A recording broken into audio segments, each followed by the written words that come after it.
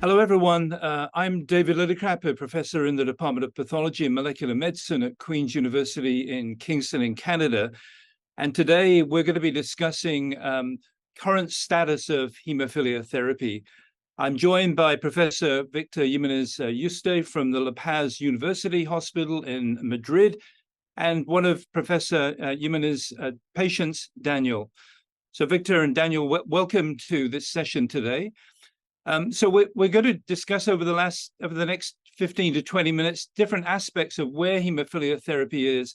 And I'm going to begin by asking Victor and Daniel about the impact of hemophilia as it stands today on different aspects of life. So quality of life, lifestyle, career, and so on. So Victor, maybe you could begin. Oh, by the way, it was great to see you in Montreal at the ISTH meeting. I hope you enjoyed being in Canada.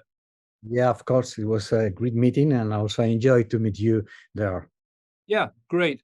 So anyway, tell us about your perspective, and then we're interested to hear what Daniel has to say about quality of life issues with hemophilia currently. So I think that for us as doctor, and also for our patient, that can, in order to improve the quality of life, I think it's still bleeding is an important point. We are discussing about different aspects of joint health, but I think that still bleeding is an important factor. We have very good therapies, we have very good treatment, we have very good, totally different therapy from the past. But I think still prophylaxis decrease the number of bleed, but it still is our most important issue in this moment. Try to cover all these aspects of bleeding. I think the most important limiting factor for our patient is the burden associated with this effort to try to prevent that. So I think that for me is the major limitation factor nowadays that can influence the quality of life of our patient. So I think that the new therapies, and we are going to discuss later, and what is the future, probably could help to improving all these limitation factor that we have nowadays. I don't know, Annie, did you agree with? So Daniel, as you've gone through your life with this disease, this condition, tell us how this influenced the way that you grew up as a kid, as an adolescent, and now in your professional and personal life. Well, thank you so much, David. Well, first of all, I want to mention that even in the current times, hemophilia and the other bleeding disorder are serious, debilitating disease, even in our moments, even in the prophy area. Well, as I previously mentioned, I am a patient with severe hemophilia with inhibitors, and for sure, I need to undergo a lot of burdens related with my life living with hemophilia. As you saw now, I live in the 80s and in the 90s, when the only aim of treating people with inhibitor is just to try to control the bleeds, because as you saw now, by bypassing agents don't work everything when you are trying to deal with a bleed in people living with hemophilia with inhibitors.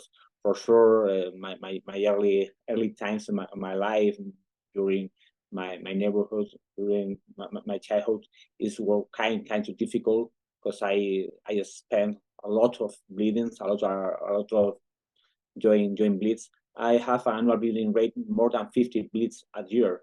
Maybe I can say that I spend all the time bleeding, because I join one bleed with another bleed, because I spend a lot of time in a wheelchair, needing some kind of technical needs. For sure, I lost a lot of days in the school. For sure, I need to deal with the social distance with my peers, because I was unable to play in the same sandbox than my peers.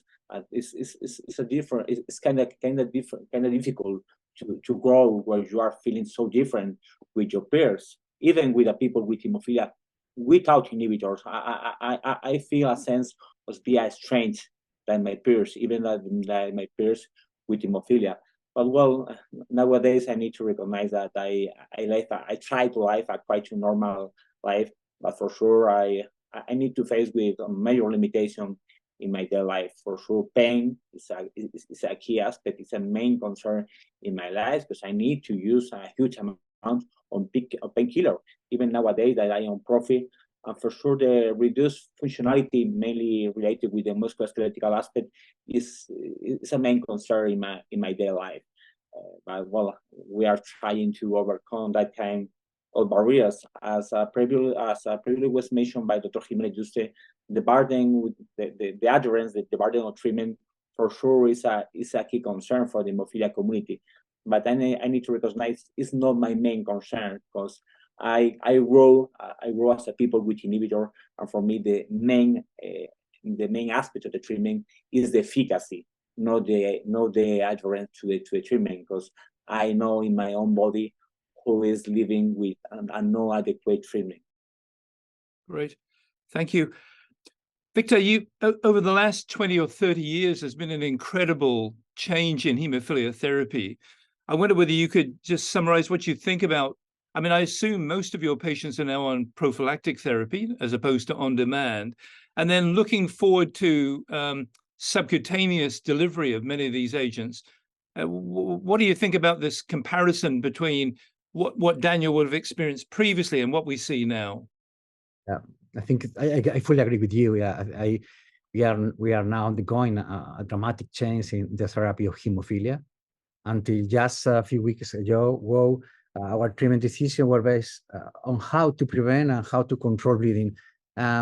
Historically, this could be partially, not totally achieved with standard regimes of prophylactic with replacement therapy involving frequent infusion with factor VIII and factor IX concentrate.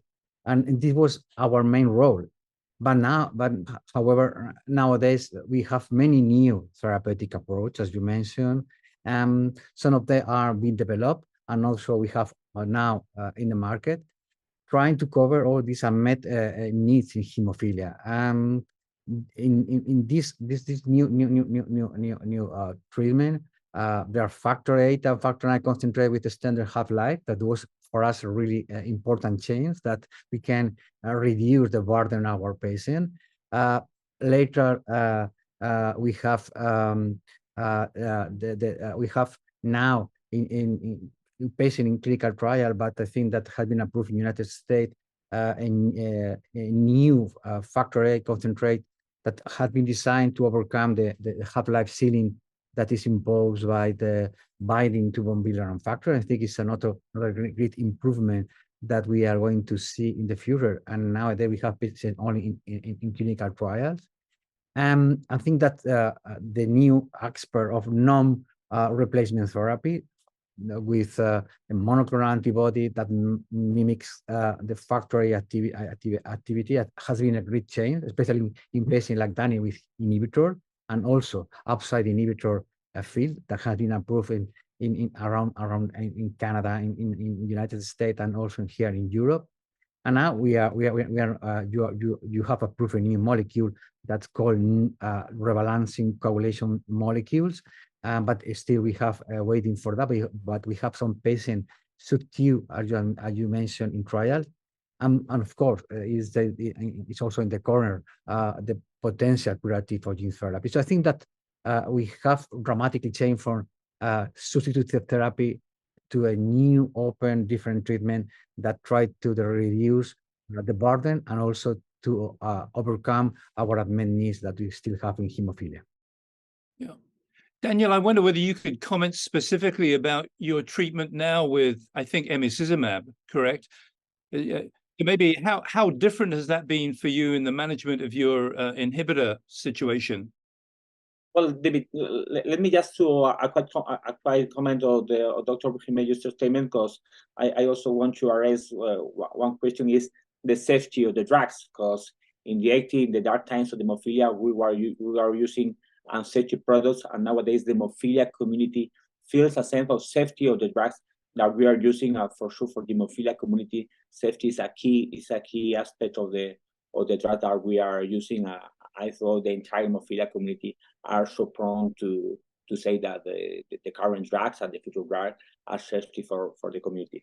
As well as I need to recognize the using prophy with emicizumab was a brief moment in my life, because I experienced a dramatic change in my life.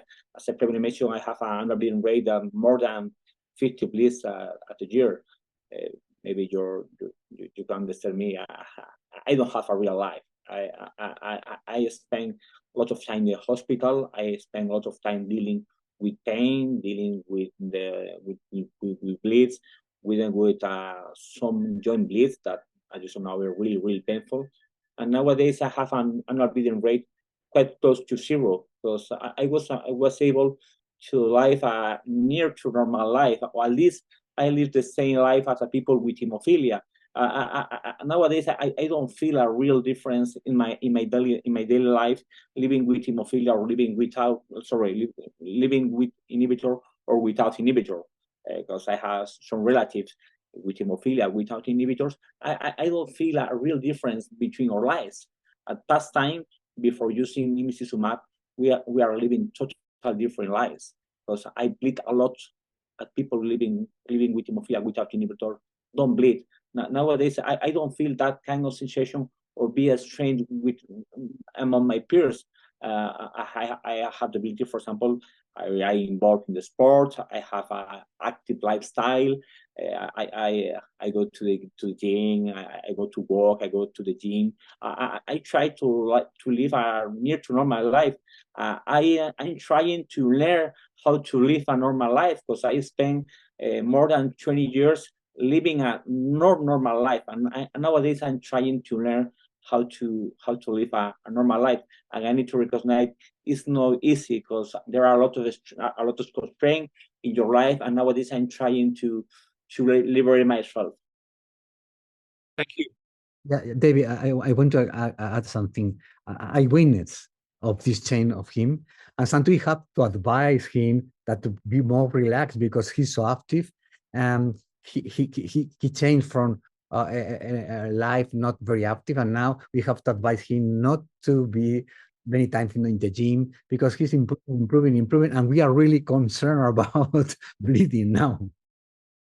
Yeah, because I need to learn how to live my new life. As I have the same concept as Victor, because we are learning about our life. This is difficult. Maybe even my lifestyle is changing. Even my essence is changing, because in the past I was a sedentary man, and nowadays I'm actually man. It's difficult, even for my friends, even for my family, because you are not. I'm a different Daniel than from the past. Yeah, it's kind of wonderful to hear this, and it's an interesting. I mean, it's a challenge, but it's a fantastic challenge to have now, that we have these abilities for you to change your life so dramatically, and see what people without hemophilia, certainly without hemophilia and an inhibitor, can do. So, thank you for sharing that. That's wonderful, Victor. Some comments mainly about how we assess short-term and long-term outcomes in hemophilia. So. How are we assessing bleeds, and how are we assessing the longer-term complications that Daniel's discussed, these musculoskeletal things? I think it's a very good question, David, because nowadays with new therapies that I have explained before, the rate of bleeding is decreasing, and now we are entering in an era of zero bleeding in a high rate of our patients. So I think it's different from the past. So I think we have to be prepared, trying to detect all these complications, because we have very good number, we have very good data, very good experience of what is the decreasing of ABR in our patient. But probably what we want to know is what will happen in the future. I think it's really important. I think that of this protection that we are giving them now, it will reflect in improving or almost stopping, or in some cases maintain or no appearance of damage in the joint. So we are working in combination with the new therapies of physical examination and ultrasound as a point of care. And we are combining that in our clinic. We are so happy to have a very good rehabilitation doctor in our center. So are following our patient, trying to confirm if this decreasing in ABR in the short term is accompanying the future with a joint health status similar that we expected in case of other patient in the past with substitutive therapy. So this is our role now, and yeah, we're working on it. Yeah. So Daniel, you described very well that in the past you used to have up to maybe 50 bleeds per year, many bleeds. So now, on a very effective therapy with emicizumab, are the bleeds different? Do you think you'll ever lose the ability to detect a bleed in your joints? Well, that's a tricky question, because I was dealing with trying to learn about my life, even to learn how to detect the bleeds, because as your prevention, maybe 15 years ago, every time I feel pain in my joints, I have a bleeding, because I need to use bypassing agent. Nowadays, in some cases, I feel I have a strange feeling in my joints. I was unable to detect what's happening in my joints. Nowadays, as Víctor Jimenez-Yuste totally knows, I need to go to the hospital, try to diagnose what's happening in my joint. It's a tricky question, but it's a challenging question, but for sure it's a good question, because past time, every time I feel a strange feeling, I have a bleed. I have a huge bleed. But nowadays, maybe it's only pain related with arthropathy. It's a tricky question, but I need to recognize I'm trying to learn and trying how to deal with the new situation. Maybe let me just to make a quite comment about the past, because until very recent times, I have a fear about not to control bleeds. Because as you know, I'm not good responder to bypassing agents, and so a lot of cases I was unable to control bleeds. It's a real fear for me, and for sure for my physician. Every time I have a bleed, if we are unable to control the bleed, and nowadays I have some bleeds, but every time I had a bleed, we are able to go to totally control, and I don't have that kind of fear about the inability to control bleeds. And that's a dramatic change in my mind, because I have the constant fear about not to control bleeds. I have the need to learn how to early diagnose what's happening in my body, but any case is better than the previous station. Do you think that the issues that Daniel raised, is ultrasound going to be helpful in telling him or helping him work out whether these are new bleeds or whether this is a chronic arthropathy problem? I think it's a very interesting discussion. There are centers that are not convinced that could be a very helpful tool, and other centers are convinced. In our point of view, that for us is a very helpful tool in terms of try to detect all these changes that all this feeling that Daniel mentioned, in terms of when they feel the classical. I remember one episode. He came to the center saying that he feel the classical aura of starting a bleeding, and we were not able never to demonstrate the bleeding, and also they have no swelling, they have no a real hemarthrosis. It was probably the hemostasis provided by his new therapy was able to control this first moment of a possible bleeding. So I think that we are now working on that, and I think that we believe that is a very good health tool in some centers that have a skilled doctor that could use ultrasound as a point of care, trying to understand what is happening when they have this kind of feelings that are totally different from the past. So I'd like to complete our session today with asking both of you to take a look forward. So many things have happened in the last 10 years, and there's a lot of innovation ongoing. I mean, it's not stopping still. So maybe I shall ask, Daniel, when you look forward to the next 5 to 10 years of hemophilia, what are you looking forward to? Are there things that you think are still a concern, or things that you're excited about when you see the future for hemophilia therapy?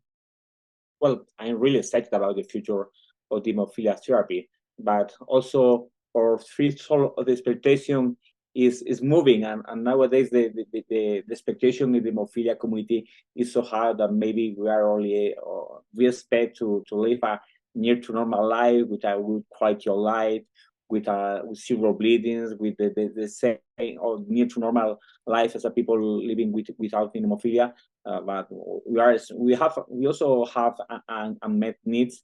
But for sure, the future is amazing, and we are really excited about the future. But as I already mentioned, we have a moving threshold expectation. Our threshold is rising, and maybe we are expecting to live a near to normal life.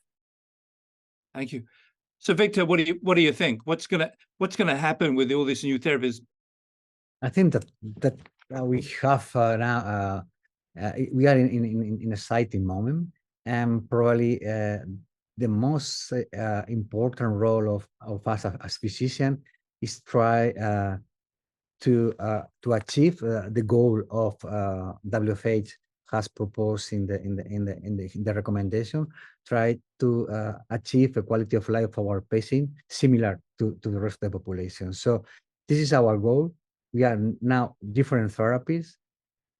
There are different therapies for different patients. So probably we have to discard to create a shared decision for what is the best option for our patient, and try to align the expectation and the goals of the patient wants for the future with the new therapies and in the future. So I think that this is the role of us as a doctor, try to achieve this quality of life similar to the rest of the population with the new therapies, and have a very good model or shared decisions between us, trying to accomplish this mandate of the WFH.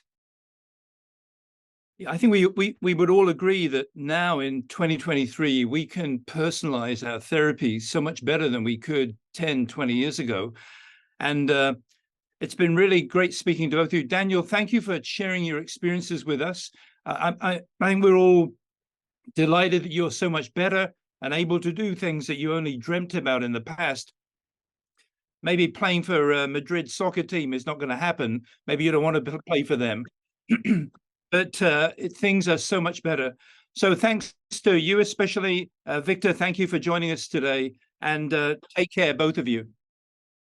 You're welcome. Thank you, David.